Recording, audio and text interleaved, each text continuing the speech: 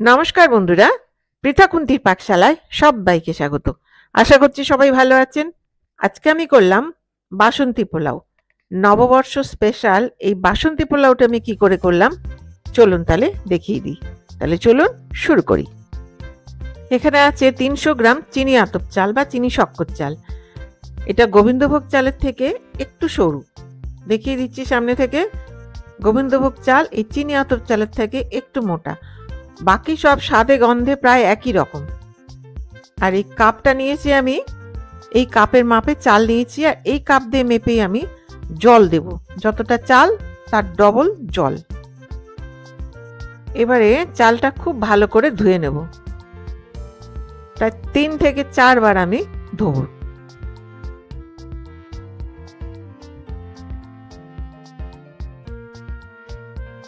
এই জলটা ফেলে দেবো এবার, যতক্ষণ পর্যন্ত না পরিষ্কার জল বেরোচ্ছে ধুয়ে নেব।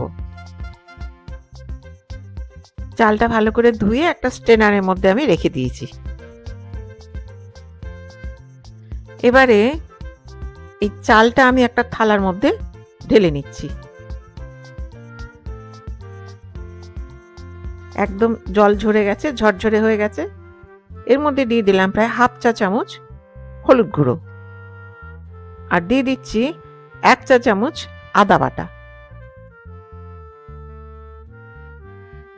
এবারে দিয়ে দিলাম প্রায় 1.5 টেবিল চামচ ঘি। এটা আমি 4 চামচ নিয়েছি, টেবিল চামচ হলে এটা হবে 1.5 টেবিল চামচ। এইবারে এটা আমি খুব ভালো করে মেখে নেব, সাবধানে যাতে চালগুলো ভেঙে না যায়। চালটা মাখা হয়ে গেল, এবার এটা আমি 10 মিনিট রেখে দেব। গ্যাসটা অন করে একটা কড়াই গরম করে নিচ্ছি।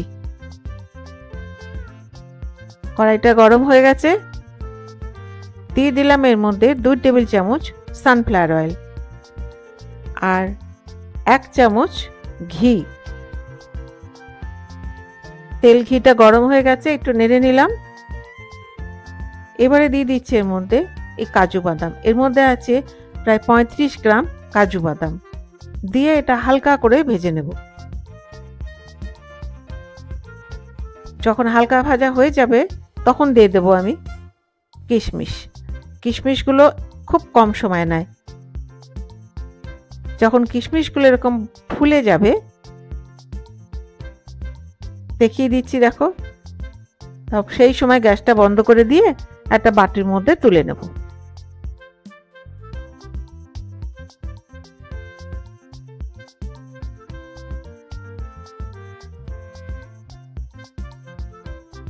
আরও একবার গ্যাসটা অন করে দিলাম।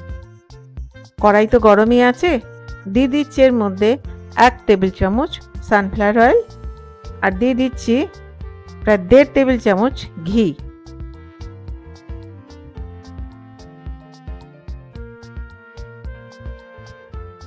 দিয়ে দিলাম 4টে ছোট এলাচ, আর দিয়ে দিচ্ছি 4টে লবঙ্গ। 1 ইঞ্চি দারচিনি টুকরো করে নিয়েছি, আর দিয়ে দিলাম 2টো তেজপাতা,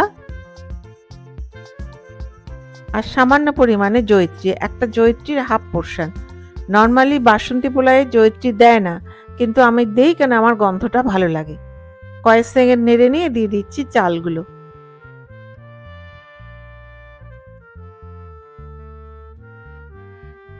এই চালগুলো প্রায় আমি 2 থেকে 3 মিনিট নেড়ে নিচ্ছি, স্লো টু মিডিয়াম ফ্লেমে। খুব সাবধানে নাড়তে হবে যাতে চালগুলো ভেঙে না যায়।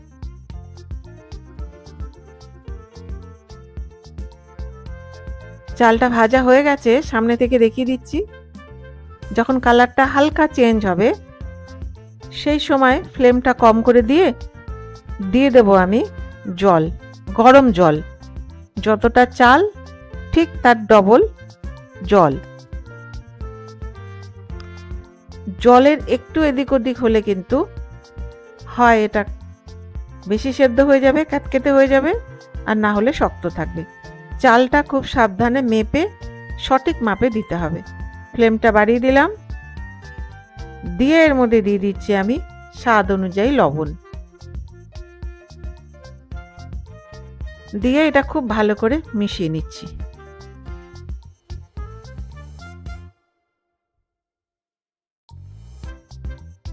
দিয়ে দিলাম 1 চামচ ভর্তি চিনি, গুঁড়ো চিনি। এই বাসন্তী পোলাও মিষ্টি মিষ্টি হয়, সেই জন্য চিনিটাও যে যার পছন্দ মতো দেবে। জলটা ফুটে উঠেছে, ফ্লেমটা কমিয়ে দিলাম, মিডিয়ামে করে দিলাম, দিয়ে এটা ঢেকে প্রায় 6 থেকে 7 মিনিট আমি রেখে দেব। মিডিয়াম ফ্লেমে প্রায় 7 মিনিট হয়ে গেল। ঢাকনাটা খুললাম, খুলে হালকা হাতে খুব সাবধানে একটু ওপর নিচ করে দিচ্ছি।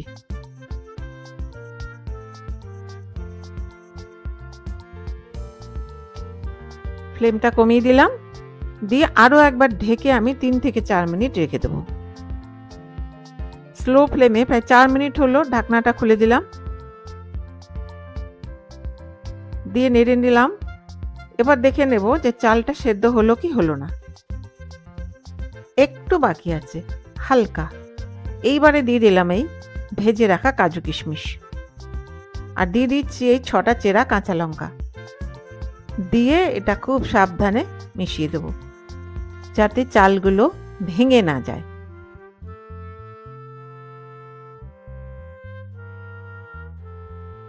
এবারে ওপর থেকে দিয়ে দেব আমি প্রায় 1.5 চা চামচ ঘি। ঘিটা দিয়ে আবারও একটু ভালো করে মিশিয়ে নিচ্ছি, খুব সাবধানে, যাতে চালটা ভেঙে না যায়।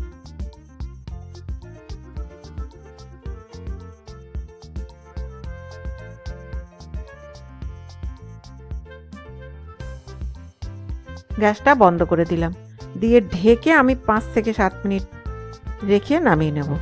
রান্নাটা কমপ্লিট।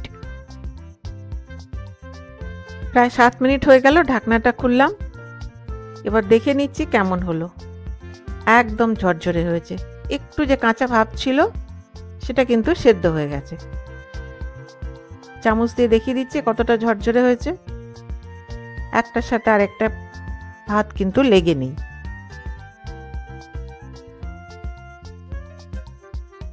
এবার দেখিয়ে দিচ্ছি কতটা সেদ্ধ হলো। একদম সঠিক সেদ্ধ হয়েছে, দেখো একটু চেপে দিলেই গলে যাচ্ছে ভাতটা, না তো শক্ত আছে না গলে গেছে। একদম যেমন পোলাও হয় ঠিক সেরকম সঠিক সেদ্ধ হয়েছে।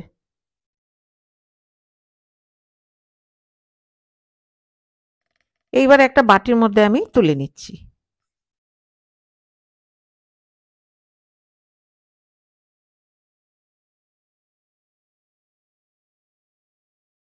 তাহলে বন্ধুরা তৈরি আমার বাসন্তী পোলাও। বাসন্তী পোলাওতে আবারও বলে রাখি, জলের পরিমাণটা কিন্তু সঠিক হতে হবে, না হলে পোলাওটা ভালো হবে না।